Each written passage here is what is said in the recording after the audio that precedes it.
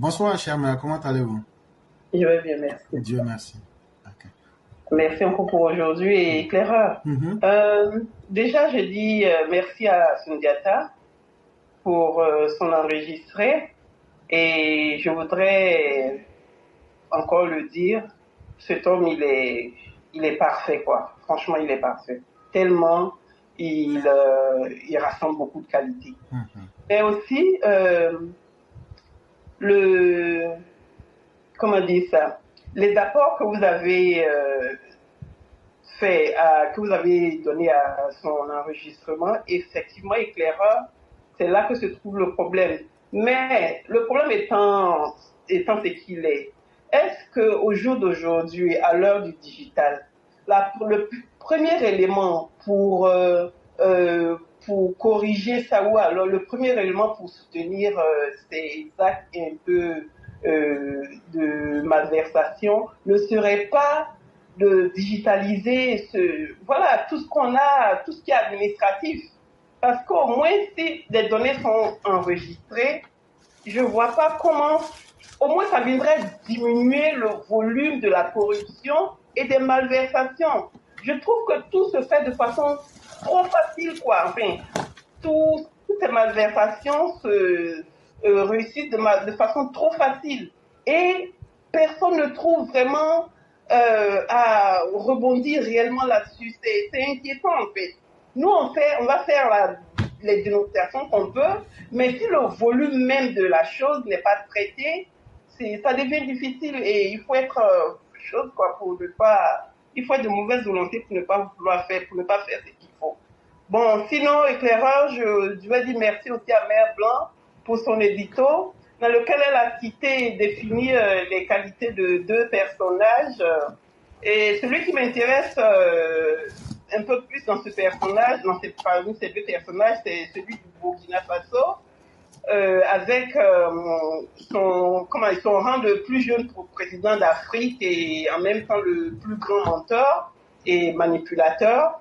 Mais seulement je le dis pour associer à cette image-là de ce deuxième personnage qui est IB Cacao, le jeune homme qu'on a vu sur NCI 360, qui se prénomme Ousmane Chérif, je crois, il en est aussi un gros menteur parce qu'à chaque apparition de cet individu éclaireur, franchement, c'est des tas de mensonges il me fait de la peine, franchement, de savoir qu'un jeune homme de son âge se met sur un plateau de débat et débat le temps de mensonges sans effrontement. Franchement, je suis un peu peiné pour lui et sa famille. Et ça fait vraiment honte. Qu'il arrête de faire ça, sinon il se détruit, il se fait du mal, quoi. Franchement, il se rend pas service tout en essayant de rendre service au PDCI qu'il défend.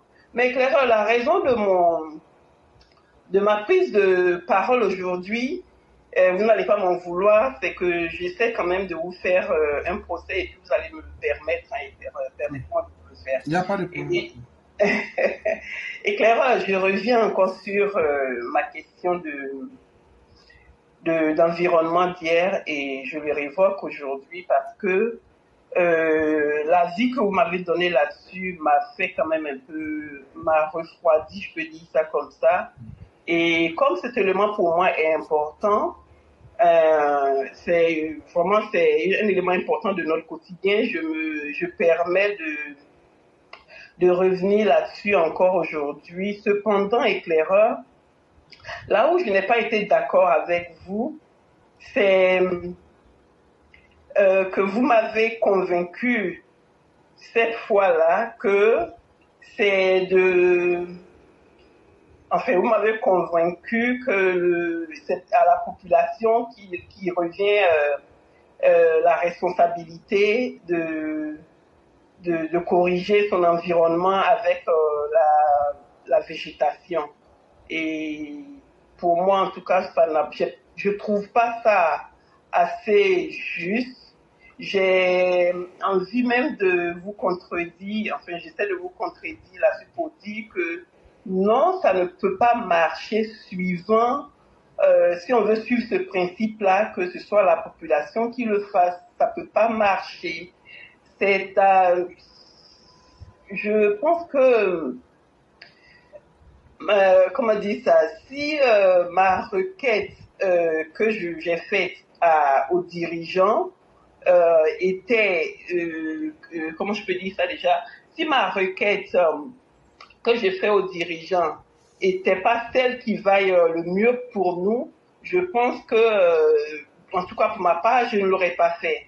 Ben, si ce sont les populations même qui doivent se mettre à faire les plans d'arbres, on va dire dans les espaces publics et autres, pour moi, ça créerait du désordre.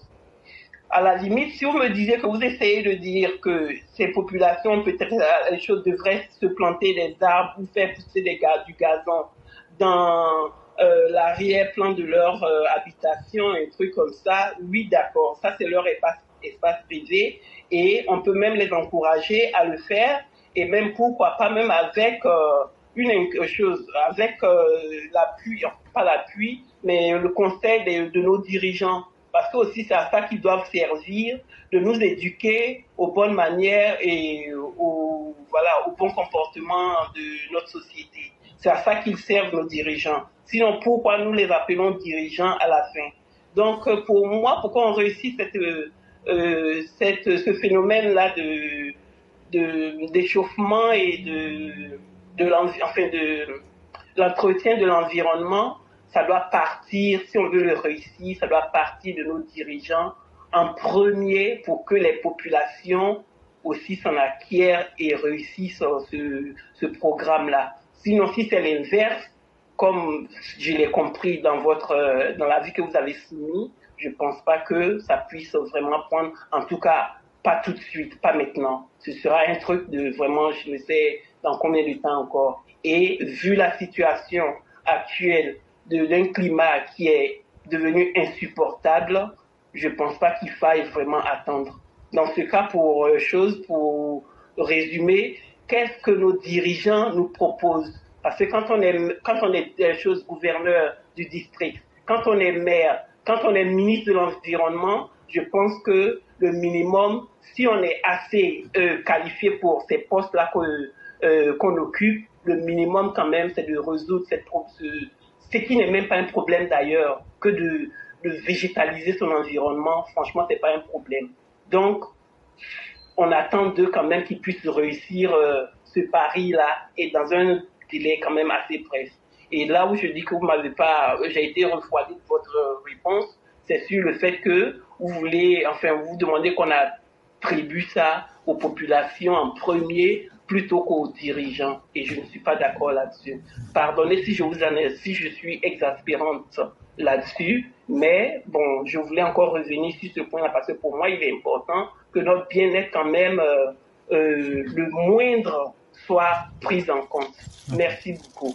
Cher maître, c'est nous qui vous disons merci. Et comme nous le disons, vous n'avez pas du tout à vous excuser. C'est la tribune des échanges d'idées. Je crois que ce qui fait la beauté de ce que nous avons appris à l'école des Blancs, c'est être capable de se contredire. Et je crois même que c'est ça aussi la beauté même de l'intelligence que nous avons pu avoir dans l'école des Blancs.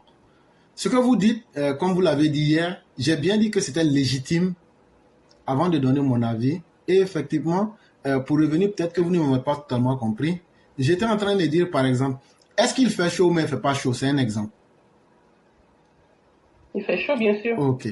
Est-ce que nous-mêmes, en tant que des citoyens, quand on regarde notre environnement, alors que chacun peut planter peut-être un arbre dans son espace qui est disponible, j'en invitais à notre intelligence naturelle de souvent prendre l'initiative pour proposer au gouvernement. C'est dans ce sens-là que je parlais. Ce ne serait pas toujours aux dirigeants de toujours prendre des initiatives. Parce qu'on constate que chaque fois que des initiatives sont prises, la population souvent n'est pas en harmonie en termes de compréhension et d'avis. Et je peux vous dire, tous ces arbres qui seront faits là, il y a des arbres qui sont plantés, mais les gens les écrasent. Les gens les détruisent. Il y a aussi cette expérience-là que nous avons. Par exemple, moi je me souviens il y a quelques années, entre l'axe Abobo-Adjamé, les gens avaient planté des arbres au milieu de la route. Mais les chauffeurs de bagarre ont tout cassé. Mais si c'était eux-mêmes qui avaient contribué et qu'ils savaient le pourquoi et l'utilité, ils auraient compris qu'on devrait entretenir cela ensemble. Et c'est ces aspects-là que j'étais en train de toucher pour dire que ça doit être quelque chose qui va en harmonie avec les avis et le niveau de compréhension de nos populations. Parce qu'il fait chaud. Pour diminuer la chaleur, les arbres, végétaliser aujourd'hui notre environnement, c'est l'une des solutions. Mais figurez-vous que si le gouvernement plante là, on va dire comme vous avez planté là, venez arroser. Voilà. Et donc c'est l'irresponsabilité de notre société. C'est ce point-là que je voulais toucher pour dire que nos populations, nous-mêmes, on doit souvent s'engager dans certains aspects et maintenant le gouvernement peut nous accompagner. Et quand c'est comme ça, là, ça peut être plus durable. C'est sur cet aspect-là que j'évoquais la question. Oui, c'est vrai, le point que vous avez donné est juste éclaireur. Sauf que moi, la situation étant aussi réelle, que nos populations n'ont pas cette compréhension-là, dans ce cas, moi, éclaireur, j'ai envie, moi, en tant que membre de la société et population, j'ai envie que nos dirigeants nous apportent cette éducation-là. Parce que si c'est un problème, il y a forcément aussi, si tel est le problème, il faut aussi y apporter sa solution. Si on doit rester là comme ça et l'un ne fait ce qu'il a fait, l'autre pareil, finalement, éclaireur, on va nulle part, on n'arrive à rien. Et c'est ça qui me fend le cœur. Voyez-vous, merci en tout cas de cette explication que vous avez encore ajoutée à ma préoccupation, enfin, à ce que j'ai évoqué. Et puis bon, voilà. En tout cas, merci, je vais pas vous prendre tout le temps. Non, je pense certainement, je reviendrai encore là-dessus. Je pense qu'il faut rester positif. Et comme je l'ai dit, si on éduque la population à s'engager, tout ça, ça va dans le sens de la compréhension, comme je l'avais dit. C'est à elle-même de... Par exemple, ici, vous voyez qu'en Occident, quand tu payes une maison, c'est toi-même qui payes la taxe pour enlever les ordures. On est d'accord? Et donc, ce qui est contraire chez nous en Afrique, on paye les taxes de collecte des ordures dans la redevance RTI sur les factures SODECI. Ce qui fait que les gens ont l'impression qu'ils ne payent pas pour ça. Et donc, ça fait que les gens ont un rapport avec les ordures qui est bizarre. On jette les ordures n'importe où. Mais si chacun... Est-ce que moi, je paye ma taxe pour les ordures? Est-ce que quelqu'un peut venir jeter des ordures devant chez moi? Non. Je vais interpeller la personne. Ou mais Et si la personne ne veut pas, la loi va venir l'interpeller. Or, chez nous, les paradigmes sont complètement différents. L'État prélève les charges pour prendre les ordures sur les factures CIE. Mais l'individu se dit, mais bon, où on peut aller jeter les ordures là? On crée un dépotoir sauvage quelque part. Et c'est ce que nous disons maintenant. Ce qui est prélevé comme redevance là, pourquoi ne pas cesser et dire aux gens, vous allez payer ça maintenant directement. Et c'est ce même modèle, voilà, c'est ce même modèle-là que je suis en train de dire. Il faut essayer de voir les populations même entrer en contact avec elles, discuter avec elles, leur montrer les schémas de développement de leur zone et leur dire, on ne pourra pas réussir sans vous. Qu'est-ce que vous pouvez apporter en termes de plus-value? Merci, éclaireur. En fait, c'est aussi ce schéma simple-là que je recherche. C'est ça. En effet, vous avez touché le point. Voilà. Et donc, c'est en collaboration, c'est en synergie qu'on pourra travailler. Parce que comme je le disais là, le gouvernement a essayé plusieurs fois. Mais c'est nous-mêmes on a détruit. Souvent, on s'en va pisser sous les arbres là. Oui. Mais un arbre qui a besoin d'eau, si toi tu te vas mettre de l'acide, urine, l'arbre va mourir. Donc là, c'est ce qui aussi décourage certains, souvent les dirigeants, et ils se disent, mais finalement, les gens ne sont pas à un niveau de compréhension pour comprendre cela. Mais si on leur dit, bon, on va planter, voilà, on fait le financement, mais voilà ce que vous pouvez faire. Apportez-nous les solutions. Par exemple, on va arroser, on va créer une petite brigade dans le quartier pour surveiller, etc. Vous allez voir que ça va apporter un changement. Et donc, le problème fondamental se trouve dans les mentalités. C'est ce qu'il faut changer d'abord et en arriver à ces solutions-là, et on verra que ça passera. En effet, il faut aussi de la rigueur. En effet, et c'est là où nos dirigeants interviennent, c'est là où on a besoin d'eux. Moi, en tant que citoyenne, je dis, j'ai envie que mes dirigeants m'éduquent, voyant ma société telle qu'elle, et voilà, cette ignorance ou cette incompréhension des choses, j'ai envie que le dirigeant responsable qu'il est vienne m'éduquer pour que quelque chose change. Franchement, Merci pour avoir élaboré, mis les points comme voilà, comme on pouvait les comprendre. Et puis, j'espère que ça va nous aider. Merci beaucoup. Il n'y a pas de problème, cher mère. C'est nous qui vous disons infiniment merci. On va vous souhaiter une excellente soirée du côté de Londres et bien des choses à toute la famille. Merci beaucoup. Je vous en prie, cher mère. Merci. Je veux ajouter simplement que dans la rue où j'habite, chaque 8-10 mètres, il y a un arbre. C'est-à-dire les arbres sont séparés de 8 à 10 mètres seulement, pas plus. Et tout est vert. Quand je regarde à partir de ma cuisine, là, de la fenêtre de ma cuisine, il y a pratiquement plus de vis-à-vis. Tout est vert, tout est arbre, tout est vert. Pourtant, je suis presque en plein centre-ville, même pas en campagne, rien, en ville, quand même. Merci beaucoup. Merci beaucoup, cher mère. Merci infiniment de l'éducation que vous apportez. Et souhaitons que nos populations elles-mêmes comprennent l'importance et puissent aussi s'impliquer. Parce que l'environnement, c'est nous-mêmes d'abord. Oui. Et c'est ce que beaucoup n'arrivent pas à comprendre. Quand vous partez dans nos traditions, vous avez souvent la forêt des diables, la forêt maudite, ou bien on dit la forêt aux morts, ou bien par exemple on peut dire la forêt des fétiches. Il n'y a rien de spectaculaire là-dedans. C'était des espaces verts qu'on gardait auprès des grandes habitations ou les lieux d'habitation. Quand tu prends par exemple la charte du Mandé, l'article 41, 42, l'article 40, 41, 42 parle de l'environnement. On te dit comme ça qu'avant de mettre du feu dans la brousse, il faut regarder toujours en l'air. Ah, wow. Mais quand tu regardes en l'air, qu'est-ce que tu vois? On rappelait aux gens, si tu veux mettre du feu, il ne faudrait pas que ce soit à côté d'un arbre. Wow. Wow. Encore à cette époque-là. Au XIIe siècle, voilà comment nos parents pensaient.